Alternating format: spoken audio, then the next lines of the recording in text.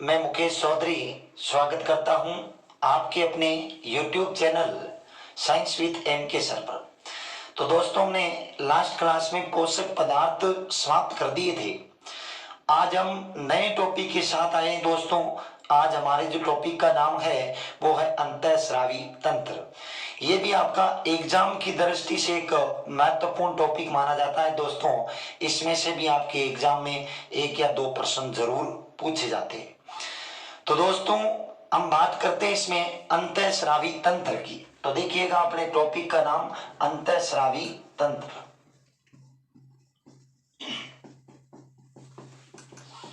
अंतःस्रावी तंत्र, इस तंत्र को दोस्तों एंडोक्राइन सिस्टम कहते हैं। क्या कहते हैं?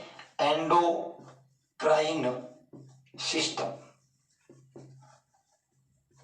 इस तंत्र को एंडोक्राइन सिस्टम कहते हैं दोस्तों।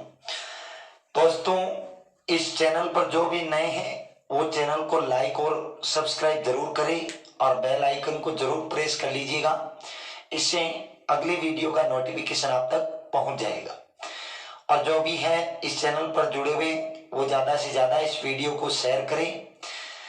अब बात करते हैं दोस्तों हम अंतःस्रावी तंत्र की। तो दोस्तों, वो कहते हैं ना कि ऊंचे ख्वाबों के लिए दिल की गहराई से काम करना पड़ता है। यूं ही नहीं मिलती सफलता, हर किसी को मेहनत की आग में दिन रात जलना पड़ता है। तो आइएगा दोस्तों, अब बात करते हैं अंतःस्रावी तंत्र की। इस तंत्र की बात करते हैं तो दोस्तों, इसमें एक नाम आता है ग्रंथि। क्या नाम आता है? ग्रंथि। मतलब इस तंत्र में हम ग्रंथि का अध्ययन करेंगे। ग्रंथि जिसको अपन ग्लैंड कहते हैं, होती क्या है दोस्तों? ग्रंथि कोशिकाओं का ऐसा समूह जो एक तरल का स्त्राव करती है, उसको कहते हैं अपन ग्रंथि।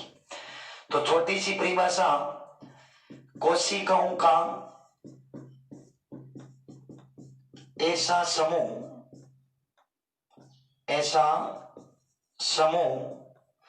जो एक तरल का स्त्राव करती है, उसको अपन दोस्तों ग्रंथि कहते हैं। अब इन ग्रंथियों का अध्ययन हम किस विज्ञान में करते हैं? तो ग्रंथियों के अध्ययन का विज्ञान या अंतःस्रावी तंत्र के अध्ययन का विज्ञान एंडोक्राइनोलॉजी कहलाता है। क्या कहलाता है? एंडोक्राइनोलॉजी। तो अंतःस्रावी ग्रंथियों के अध्ययन का विज्ञान या ग्रंथियों के अध्ययन का विज्ञान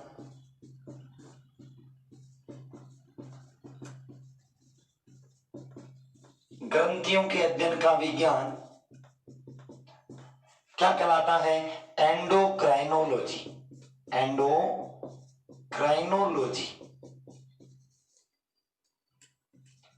एंडोक्राइनोलॉजी कहलाता है। अब बात करते हैं दोस्तों कि एंडोक्राइनोलॉजी जो है, इसका जनक कौन है? तो इसका जनक माना जाता है एडिसन। कौन है? एडिसन। तो अंतःस्रावी विज्ञान का जनक, अंतःस्रावी विज्ञान या इन ग्रंथियों के अध्ययन का जो विज्ञान होता है एंडोक्राइनोलॉजी, इसका जनक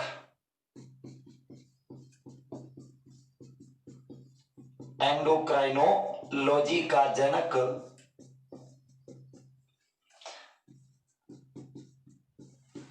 एडिसन को माना जाता है। एडिसन को माना जाता है। अब बात करते हैं दोस्तों हम, ग्रंथियां जो होती है वो कितने प्रकार की होती है हमारे? तो ग्रंथियां हमारे शरीर में 3 प्रकार की होती है। देखिएगा दोस्तों, 3 प्रकार की कौन सी ग्रंथि है?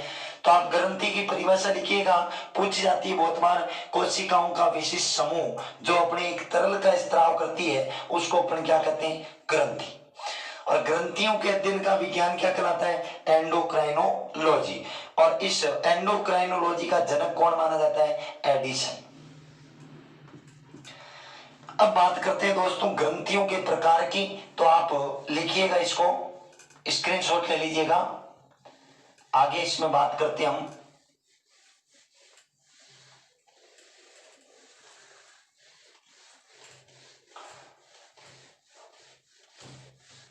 तो देखिएगा दोस्तों, ग्रंथियां 3 प्रकार की होती है। कितने प्रकार की?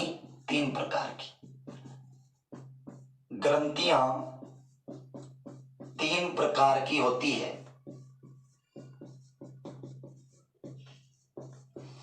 अब देखिएगा, पहली आती है अंतःस्रावी ग्रंथियां। पहली है अंतःस्रावी ग्रंथियां।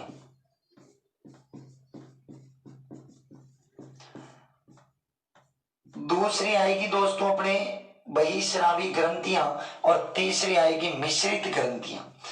तो पहले हम बात कर लेते हैं अंतःस्रावी ग्रंथियों की।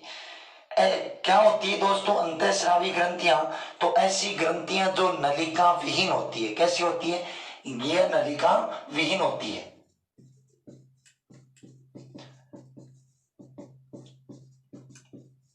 नलिका विहीन होती है। इसका क्या मतलब हुआ दोस्तों? ये जिस भी पदार्थ का स्राव करती है वो बिना नलिकाओं के सीधा अपने रक्त में जाकर मिल जाता है। तो इनके द्वारा स्रावित पदार्थ अपने रक्त के द्वारा उसका परिवहन होता है। अब बात करते हैं दोस्तों, इन ग्रंथियों से किस पदार्थ का स्राव होता है? तो यह हार्मोन का स्राव करती है। किसका? यह हार्मोन का स्राव करती है। किसका स्राव करती है? हार्मोन का।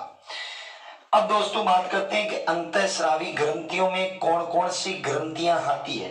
तो देखिएगा, इसके उदाहरण की बात कर लेते हैं। एग्जाम्पल, जैसे अपने मस्तिष्क में 2 ग्रंथियां होती है, पीयूष ग्रंथि और पीनियल ग्रंथि।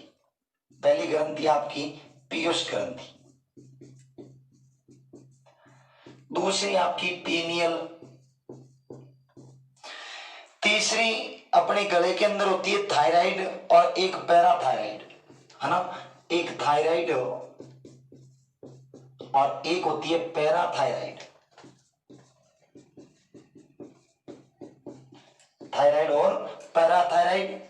दोस्तों इनकी डिटेल से बात करेंगे, अभी केवल हम उदाहरण लिख रहे हैं, तो आप ध्यान दीजिएगा इन उदाहरणों पर। यहां से प्रश्न पूछ लिया जाता है कि निम्न में से कौन सी अंतःस्रावी ग्रंथि नहीं है या कौन सी अंतःस्रावी ग्रंथि है, इस प्रकार का प्रश्न। फिर इसके बाद में आपके सीने में आती है ग्रंथि थाइमस। कौन सी ग्रंथि है? थाइमस। फिर इसके बाद में एक नीचे अपने दोनों वृक्क के ऊपर पाई जाती है, उस ग्रंथि का नाम एड्रीनल। कौन सी है? एड्रीनल। और इसके अलावा आपके यौन ग्रंथियां अंडाशय और वृषण, 2 ग्रंथियां वो भी इसी में आती है। तो यौन ग्रंथियां, यौन ग्रंथियां एक तो अंडाशय और वृषण। तो दोस्तों ये अपनी अंतःस्रावी ग्रंथियां हैं, अंतःस्रावी ग्रंथियों के उदाहरण है। तो यहां से प्रश्न बहुत बार आता है, ध्यान रखना कि निम्न में से कौन सी अंतःस्रावी ग्रंथि नहीं है।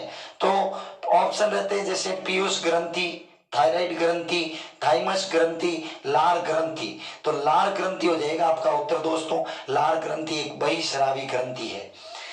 तो ये अंतःस्रावी ग्रंथियां होती है।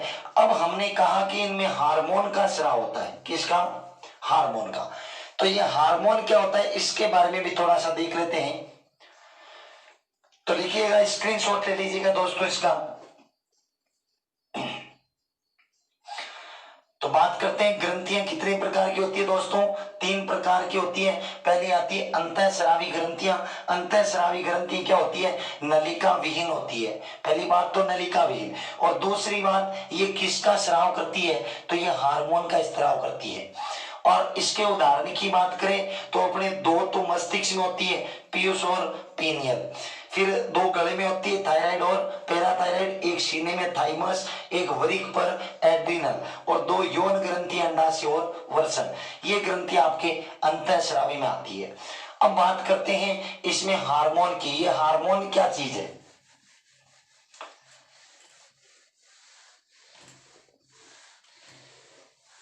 तो देखिएगा दोस्तों, हार्मोन क्या है?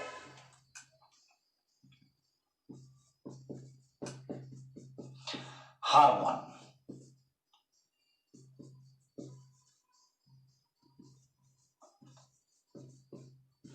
हार्मोन क्या होता है और क्या काम करता है हमारे शरीर में। तो देखो, हार्मोन जो होता है ये अपने ग्रीक भाषा के हार्मेन शब्द से बना है। किससे बना है? यह ग्रीक भाषा के हार्मेन शब्द से बना है। हार्मेन शब्द से बना है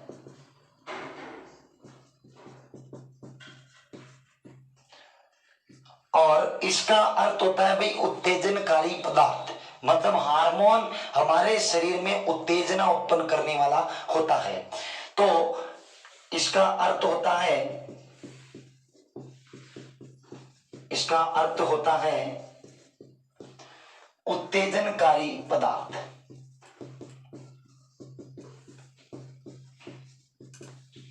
तो उत्तेजनकारी पदार्थ जो होता है उसको कहते हैं अपन हार्मोन। अब बात करते हैं हार्मोन जो होता है इसकी खोज करने वाला कौन था, या हार्मोन शब्द किसने दिया। तो हार्मोन शब्द देने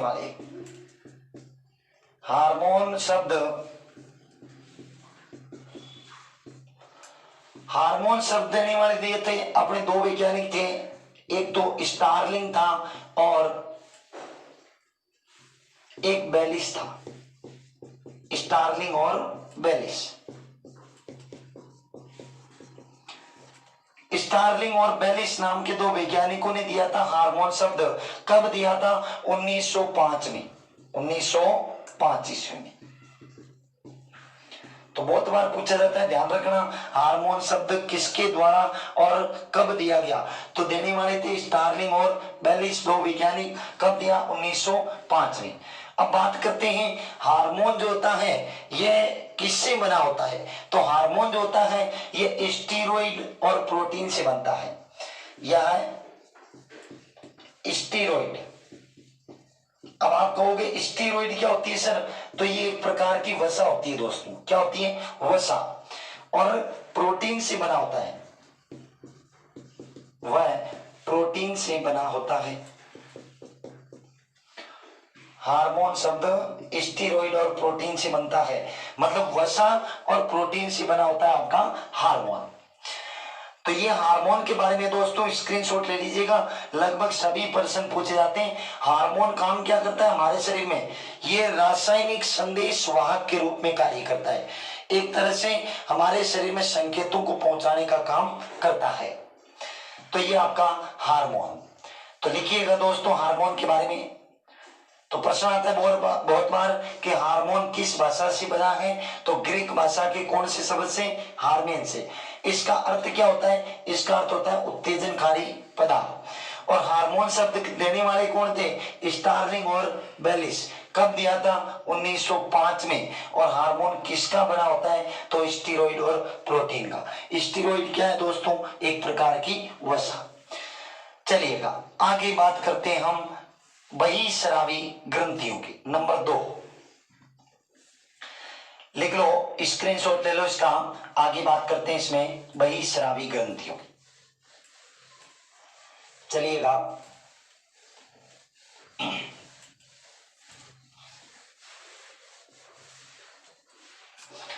नंबर 2 बहिस्रावी ग्रंथियां।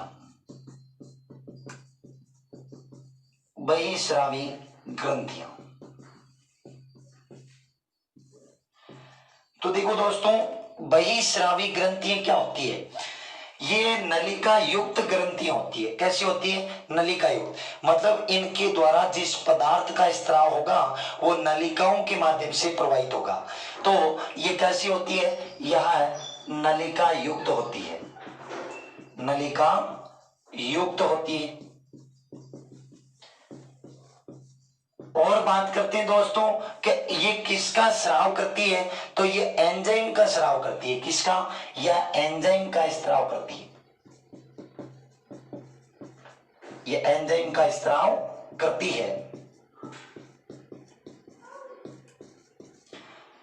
ये एंजाइम का स्राव करती है। अब बात करते हैं कि बहिस्रावी ग्रंथियां जो होती है इनमें कौन कौन सी ग्रंथि आती है। तो देखो दोस्तों, उदाहरण की बात करते हैं इसके। सबसे पहले आती है लार ग्रंथि। अब बहुत सारे बच्चे लार ग्रंथि को अंतःस्रावी बता देते हैं, अंतःस्रावी नहीं होती, लार में होता है दोस्तों एंजाइम। जो जिन ग्रंथियों में एंजाइम स्त्रावित होता है वो सब किस में आएगी, बहिस्रावी में, और जो हार्मोन का स्राव करती है वो किस में जाएगी, अंतःस्रावी में। तो लार ग्रंथि, इसके अलावा दुग्ध ग्रंथि, दुग्ध ग्रंथि, इसके अलावा सवेद ग्रंथि, सवेद ग्रंथि, सवेद ग्रंथि होती है पसीने की ग्रंथियां। इसके अलावा जठर ग्रंथियां, जठर ग्रंथियां, इसके अलावा यकृत, यकृत बहुत बार आता है, यकृत किस प्रकार की ग्रंथि है, तो आप कहोगे बहिस्रावी यकृत। और इसके अलावा बात करते हैं इसमें, जैसे अश्रु ग्रंथियां, अश्रु ग्रंथियां, ये अपनी ग्रंथियां बहिस्रावी में रखी जाती है दोस्तों।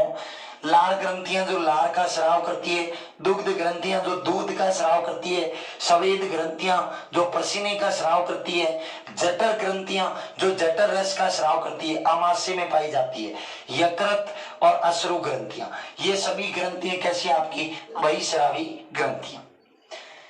अब देखो इसमें नाम आया दोस्तों एंजाइम, एंजाइम क्या काम करते हैं, तो इनकी बात कर लेते हैं थोड़ी सी। तो लिखिएगा इन बहिस्रावी ग्रंथियों के बारे में। चलिएगा आगे बात करते हैं एंजाइम की। तो दोस्तों वीडियो अच्छा लग रहा है तो लाइक और शेयर करते रहिएगा इस वीडियो को, और जो भी इस चैनल पर नए हैं वो सब्सक्राइब जरूर करें और बेल आइकन को दबा लें, और वीडियो को अंत तक जरूर देखिएगा दोस्तों। अब देखिएगा हम बात करते हैं एंजाइम की।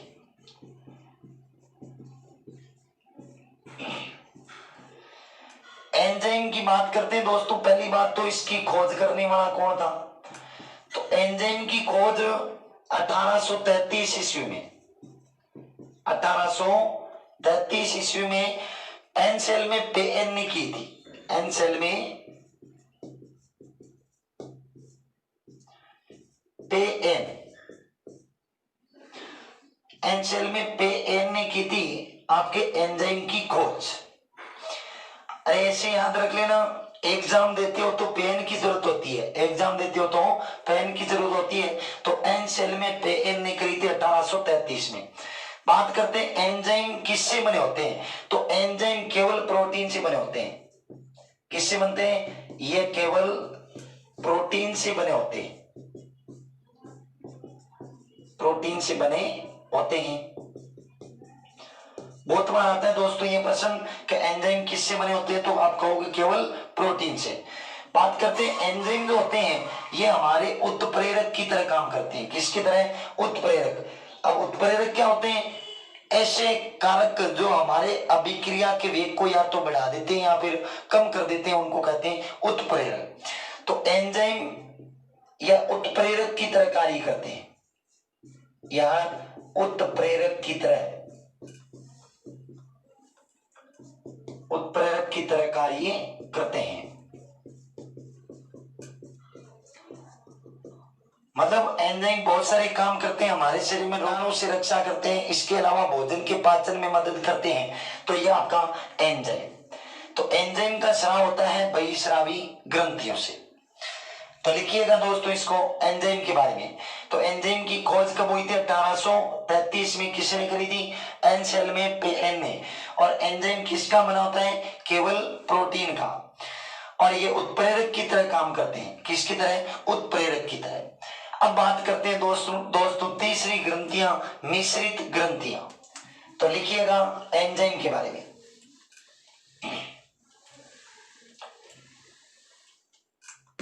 नंबर 3 आती है आपके मिश्रित ग्रंथियां।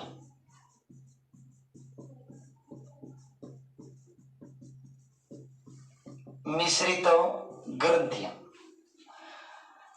देखो दोस्तों बात करते हैं मिश्रित ग्रंथियों की क्या होती है।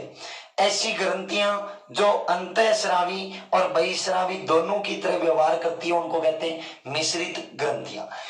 इसका मतलब यह है कि ये नलिका विहीन भी होती है और नलिका युक्त भी होती है, और ये एंजाइम का भी स्राव करती है और हार्मोन का भी स्राव करती है, उनको कहते हैं मिश्रित ग्रंथियां। तो ऐसी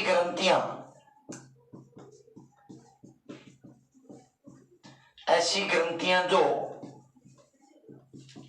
अंतःस्रावी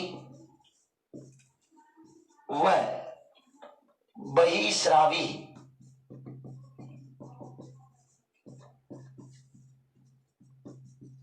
ग्रंथियों की तरह व्यवहार करती है तो उनको कहते हैं पर दोस्तों मिश्रित ग्रंथियां। अर्थात ये ग्रंथियां एंजाइम और हार्मोन दोनों का स्राव करती है। यह एंजाइम तथा हार्मोन दोनों का स्राव करती है, तो ये अपने रखी जाती है दोस्तों मिश्रित ग्रंथियों में। उदाहरण की बात करें दोस्तों तो उदाहरण में इसमें ग्रंथि आती है अग्नाशय ग्रंथि। कौन सी ग्रंथि? अग्नाशय। बहुत बार आता है एग्जाम में, ध्यान रखना कि कौन सी ग्रंथि अपने अंतःस्रावी और बहिस्रावी दोनों की तरह व्यवहार करती है, तो आपका आंसर होगा अग्नाशय ग्रंथि। या शरीर की सबसे बड़ी मिश्रित ग्रंथि कौन सी है, तो भी आपका आंसर होगा अग्नाशय ग्रंथि। तो दोस्तों ये था ग्रंथियों के प्रकार। अब बात करते हैं हम सबसे पहले अंतःस्रावी ग्रंथियों की।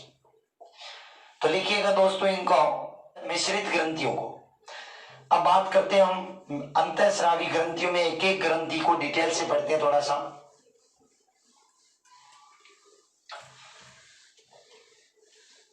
तो दोस्तों मिश्रित ग्रंथि क्या होती है? जो अंतःस्रावी और बहिस्रावी दोनों की तरह व्यवहार करे, मतलब एंजाइम और हार्मोन दोनों का स्त्राव करती है, उसको कहते हैं मिश्रित ग्रंथियां। और इसके उदाहरण की बात करें तो अग्नाशय ग्रंथि। अब देखो हम सबसे पहले बात करते हैं अंतःस्रावी ग्रंथियों की। अंतःस्रावी ग्रंथियां,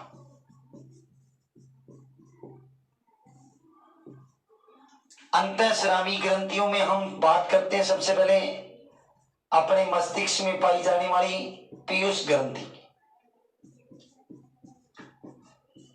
पीयूष ग्रंथि जिसको अपन दोस्तों कहते हैं पिट्यूटरी ग्रंथि। पीयूष ग्रंथि का दूसरा नाम क्या दोस्तों? पिट्यूटरी ग्रंथि। अब देखो दोस्तों पीयूष ग्रंथि में से आपके प्रश्न लगभग पूछा जाता है, तो कहां स्थित होती है पीयूष ग्रंथि? ये हमारे मस्तिष्क के पिछले भाग में, मध्य मस्तिष्क से जुड़ी हुई होती है। किससे जुड़ी हुई होती है? मध्य मस्तिष्क से। ये हमारे मस्तिष्क के पिछले भाग में, मस्तिष्क के पिछले भाग में मध्य मस्तिष्क से जुड़ी होती है।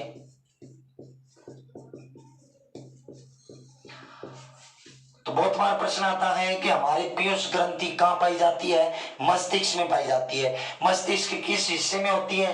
पिछले हिस्से में होती है। और किस मस्तिष्क से जुड़ी होती है? तो मध्य मस्तिष्क से। एक लाइन में 3 प्रश्न बन गए दोस्तों आपके। अब बात करते हैं दोस्तों इसमें कि पीयूष ग्रंथि हमारे कपाल की किस हड्डी में स्थित होती है, तो ये प्रश्न भी बहुत बार आता है। पीयूष ग्रंथि हमारे कपाल में स्फेनोइड हड्डी के अंदर स्थित होती है। यह कपाल के स्फेनोइड हड्डी में धसी हुई रहती है। कपाल की स्फेनोइड हड्डी में धसी हुई रहती है, और ये हमारे शरीर की सबसे छोटी अंतःस्रावी ग्रंथि है दोस्तों। बहुत बार आता है एग्जाम में, ये हमारे शरीर की सबसे छोटी शरीर की सबसे छोटी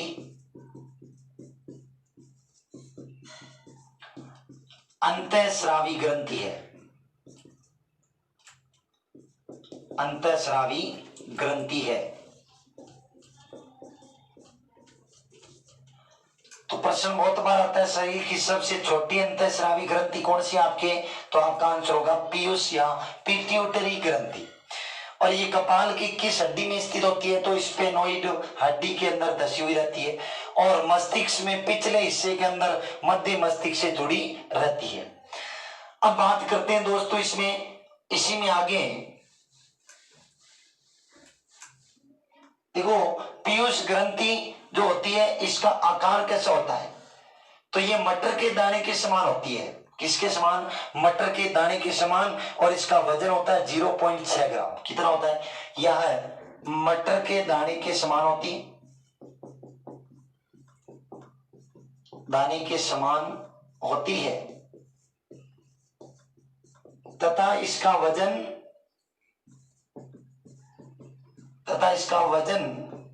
0.6 ग्राम होता है। इसका वजन 0.6 ग्राम और आकार होता है मटर के दाने के समान। और स्क्रीनशॉट लीजिएगा दोस्तों, एक दो लाइन की और बात करते हैं, फिर इससे निकलने वाले हार्मोन देखेंगे अपन। तो पीयूष ग्रंथि को अन्य किस नाम से जानते हैं, पिट्यूटरी ग्रंथि कहते हैं इसको। कहां स्थित होती है, मस्तिष्क के पिछले हिस्से में मध्य मस्तिष्क से जुड़ी हुई रहती है। अब देखो दोस्तों, बात करते हैं इसमें, ये जो ग्रंथि होती है ये सभी अंतःस्रावी ग्रंथियों का नियंत्रण करती है, इसलिए इसे मास्टर ग्रंथि कहते हैं। क्या कहते हैं, मास्टर ग्रंथि। यह सभी अंतःस्रावी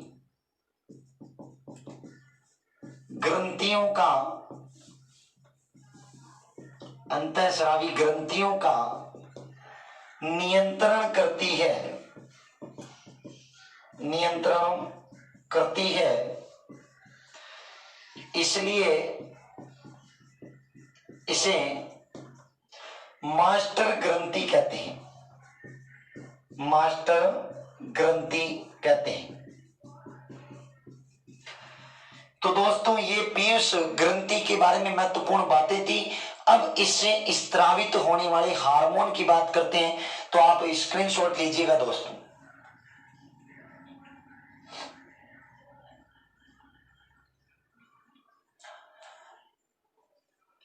ले लिया होगा दोस्तों, चलिएगा।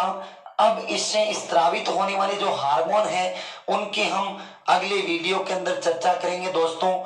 तो दोस्तों कहते हैं ना कि संघर्ष में आदमी अकेला होता है, सफलता में तो दुनिया उसके साथ होती है। जिस चीज पर ये जग हंसा है दोस्तों, उसी ने इतिहास रचा है। तो आप मेहनत करते रहो, आप भी एक दिन इतिहास रचोगे। तो फिर मिलते हैं दोस्तों अगले वीडियो में, तब तक के लिए जय हिंद, नमस्कार।